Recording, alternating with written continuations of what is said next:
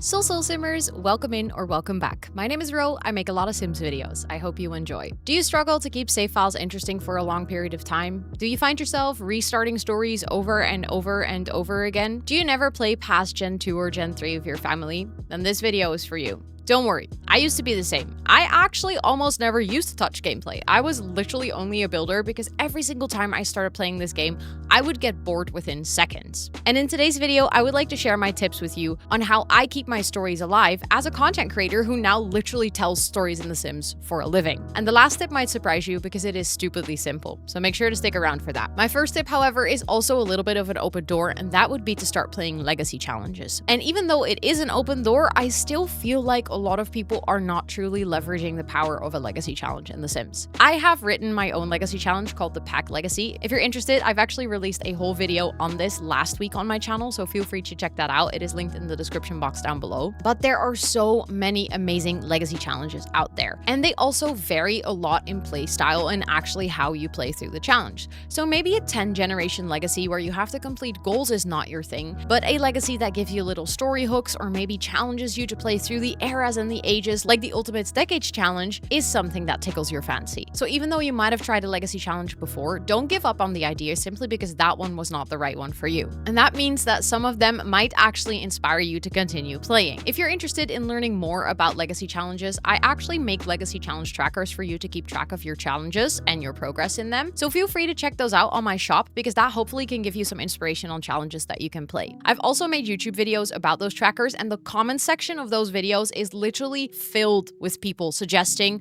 or recommending challenges to either play or requesting trackers for them. So if you're looking for a great inspiration source, the comment section on those videos might actually be the place for you. Then the next tip would be to use a wheel spin or a randomizer or a dice roll to randomize what is happening in your challenge. This does require a little bit of prep work up front because you're going to have to make a list or a wheel spin that will have a bunch of random options on it, but once you've done that, you can continue to use it in every single playthrough. This personally helps me a lot to sometimes get out of the rut of playing. I noticed this specifically on my Twitch streams because I don't get to play with that challenge very often, and I have to sort of get back into the story, and then sometimes it feels like I'm just taking care of my Sims and the storytelling isn't really flowing. That is a great moment for my chat to redeem what we call the Wheel of Doom, even though there are not only things on there that are actually doomful for my Sims, but it's basically a moment where chat gets the power to add something random to the story. My additional recommendation for this would be to actually use that thing that you get through the randomizer and try to work it into your storyline. Instead of making it a thing that you just do, actively come up with a reason as to why your Sims would be going through that specific event. To give you a little bit of an idea, this is my list for things that we have on the Not So Berry challenge.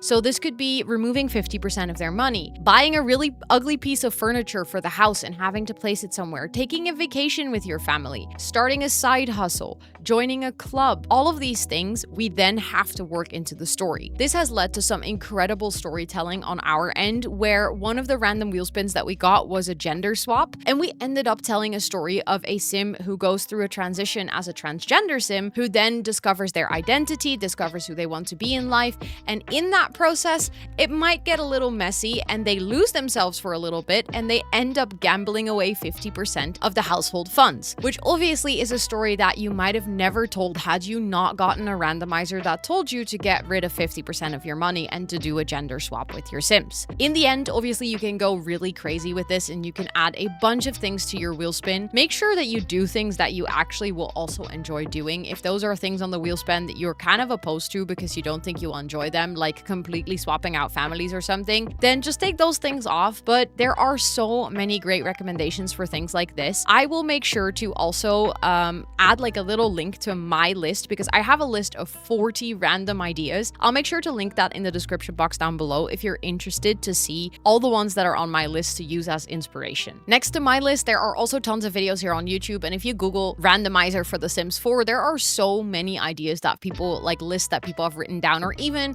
ready to go wheel spins that you can use for it. So feel free to go check it out and let me know in the comments down below what your favorite thing is to put on this randomizer, because I might be taking some ideas from this comment section to also use in my Let's Plays either here on YouTube or on Twitch. much. Then tip number 3 would be to play rotationally. This is something that I personally have never done because I am way too attached to my Sims families, but I do know that certain people can get like a bit stuck in their gameplay because they're trying to control their family in every single step of what they're doing basically. And by playing rotationally, what you could do is you could give your Sims autonomy, and then you can just play with different households in the same save file, meaning that when you're playing with one household, some of your other households are continuing their life, and then when you come back to their story, maybe some things might have happened and it's up to you to fit that into your storytelling. I think maybe a general theme that you might be noticing here is storytelling. I think if you want to play The Sims sustainably, a lot of it is going to come from you telling stories actively, and instead of trying to keep all their needs high and excel in their career, come up with reasons as to why they are excelling in their career, or why they maybe are doing terrible at their career, or maybe why they have a lot of children, or why they have no children at all, or why they live in a certain world. Actually actively use The Sims as a dollhouse simulator or a life simulator and come up with stories as to why your Sims are doing certain things. And if this is something that you struggle with, feel free to I don't know, hop into a creator Discord like my Discord for instance, but also a ton of other creators here on YouTube and Twitch have Discords where there are other people who also play this game. If you do not have any friends who play this game, but you still want to talk to people or brainstorm with people about what your Sims should do, those are places where you might find a lot of like-minded people. My next tip would be to make a family tree. I want to be completely upfront, this part of the video is sponsored, but the only reason that I asked the sponsor to sponsor this specific video is because I already wanted to include this part in this video. I'm partnered with The Sims Tree on this channel long term, so I'm doing multiple sponsored videos with them because I genuinely believe in their service and I really love this. So this is me promoting it as a sponsorship. I'm getting paid for this segment of the video, but I also genuinely love their product and I talk about The Sims Tree all the time, even when it's not sponsored. So I just wanted to be completely upfront about that. But one of the reasons that I get invested and stay invested in my Sims lives is because I actually write it down, because I keep track of all of their lives so that I can go back and see what I've played with, because that really gets me nostalgic and motivated to continue with the story. The way that I do this is the family tree for my pack legacy. I make sure that all of the founders or like the heirs of my generations get like a very extensive story written out for them. I personally am not the person who goes into very in-depth storytelling for all my side characters. My side characters exist and I don't want to forget them, but for me, they mainly serve the purpose of supporting the story of the main character. Just like in a book, sometimes you can read a book from different perspectives. I personally am writing all of my stories from the perspective of my heir of that generation. In my Sims tree, all of my heirs have an orange background. That's also why the heir line is orange. It's basically the color that signifies that that is the Sim that has the story fully written out. When I have a Sim, I try to actually log as much information about them as possible. I quickly moved my camera so you guys can actually see what we have here, but the Sims tree is a great tool to actually capture a lot of different things about your Sims. So the first thing that is by far one of my favorite things is a gallery feature where I get to upload pictures that I have taken throughout my gameplay. I think this is almost like a bonus tip. For me, something that really helped was capturing my Sims lives is actively taking screenshots. None of these are taken with like in-game cameras or anything. These are literally all taken by just going into the tab camera mode and then taking screenshots. If you want to know how to do that, feel free to watch my tutorial on camera controls, which is part of the Builders Bootcamp, which is another series that I've done where I teach you how to build in this game. If you're interested, that video explains how you can go into sort of like first-person camera and then take good screenshots. But I love to do this and like capture my Sims lives throughout the years where you can see how they grow up, what kind of like rooms they had, basically their core memories and experiences that they've had. Because this way, I feel like when I see this again, I'm feeling like so nostalgic and so connected to my Sims story that I am finding like refreshed motivation to continue playing. And I love that I actually get to link these pictures to the character. So this is Yule, that is the dad of my current heir. And as you can see, the pictures here are actually resembling his life all the way from baby, all the way to like full-on adult. And now we actually took some pictures today when I was recording the Let's Play of him as an elder, because at this point he is an elder in my saves. And this like gallery basically shows his entire life, all of his jobs, all of his memories, all of the side characters, all of the Sims. Like, it is such an important part for me of keeping my stories alive, is taking pictures so that I can see things again, so that I can visualize visually see what my Sims went through. Then also something that I really like is that you actually get to log a lot of information here. But again, at this point, you might be catching on to the fact that I'm a very like visual person. So I love the fact that there's like little pictures of his parents, of his friends, of his pets, that they now have actually integrated this as well, so that you have like the world icons and the icons from all of the traits and the aspirations and stuff like that as a visual representation on the dashboard as well, because that just again makes it feel like you take a piece of the game and you can actually put it in a website and you can register everything that you want to know, but it still feels like The Sims. Like they really make it feel like it's part of the game. So therefore for me, working in the Sims tree also feels like a very seamless experience. Then something that I also really like is that you get to add your own custom fields, because I actually, like I said, I'm playing the pack legacy challenge where I'm playing through every pack, one pack at a time. And I get to add like which generation this pack was with the pack icon as well. So you get to customize the icons and then you get to customize like the text, which I really like because it basically makes all the things that you can register about your Sims endless. And then I write out the entire backstory. This for me personally has also been really great as a creator, because when people find my streams now and they're like,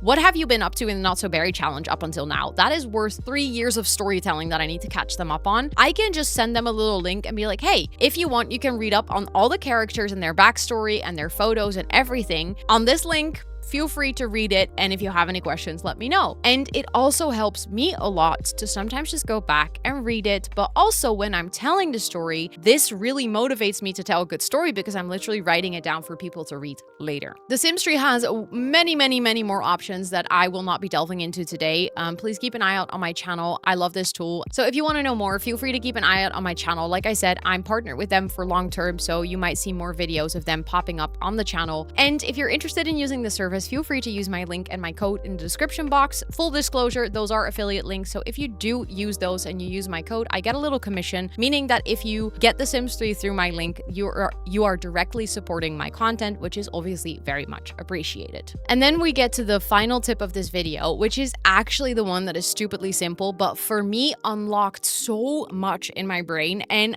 like I said, it is stupidly simple, but it is treating every generation as a new save file. And you can take that very literal. You can literally every single time that you're ready to start playing with the next gen in your legacy, export it to the gallery and then download it into a fresh new save so that you actually have that feeling of playing in a new save file. But you can also treat this a little less literally by just making sure that your sim, that is your next gen, starts the same way as you would start with a brand new sim, which basically means that as soon as they start their either teenager or young adult life phase, you go into cast, you give them a complete makeover, you really make them a brand new sim for a new story, and then when they move out, you don't give them more than 20k to start with, meaning that they will start in a starter home, they will start in the lowest end of their career, they will start with maybe a couple of friends because you played with them as a kid, but not too many.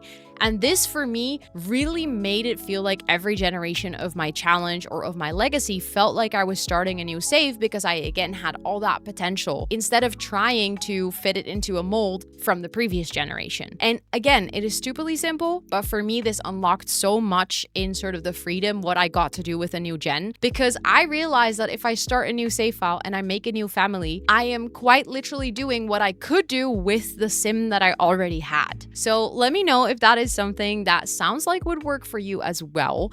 And also just in general, if you have any tips that you like to implement into your gameplay to keep it spiced up, to keep it interesting, feel free to drop them in the comments. It would be really cool if this video becomes a place where everyone can get to know more tips and tricks on how to keep their gameplay interesting, if that is something that you struggle with. And if you don't have anything to comment, any tips or tricks or any questions, feel free to just leave your favorite emoji, because it does really help the video get to more people if people comment on it. Something else that you can do to support my content is liking this video, because that also really helps. And if you're interested in seeing more content like this, or tutorials, or my own let's play, or videos about mods or custom content, I make it all, so feel free to check out my channel. And if you like what you see, don't forget to hit that subscribe button and notification bell. And with all of that being said, thank you so much for watching, and I'll see you on the next one. Bye everyone!